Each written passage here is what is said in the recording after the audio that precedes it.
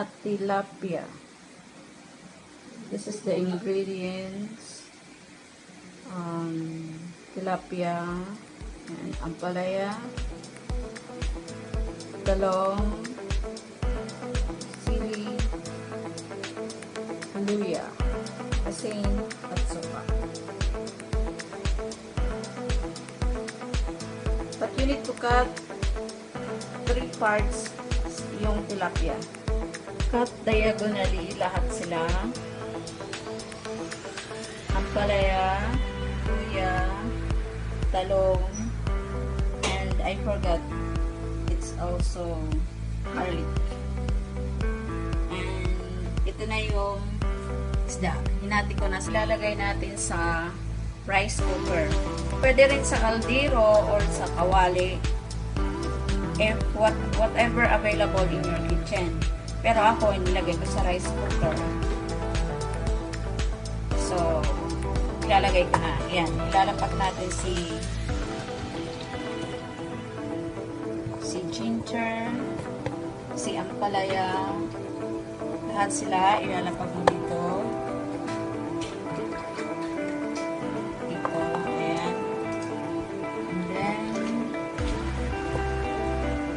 Sunod niyan, ilagay na natin si isda. Parang i-steam mo siya sa gulay. Ayan.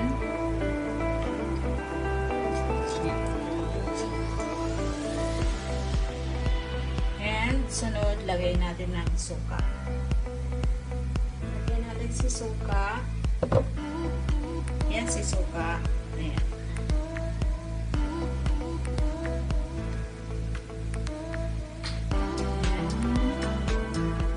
Kasi bakit may sili para mawala yung lansa niya. Yan. May suka na yan. Walang measurement sa paglagay ng suka, whatever. Kahit ilang sukat kahit ilan kung anong gusto mo. Next, lagyan natin ng asin. Yan, asin. Bubog sa asin.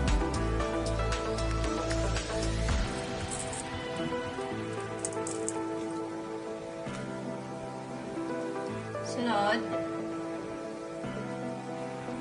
lalagyan natin syempre ng tubig. Kasi, bakit lagyan natin ng tubig? Dahil, pag kumulo siya, kailangan pakuluan natin siya until medyo maano na siya, medyo maluyo ng konti. Mas masarap si isda. Kahit, yan. Lagay ko na sa rice cooker. Sasaksak ko na.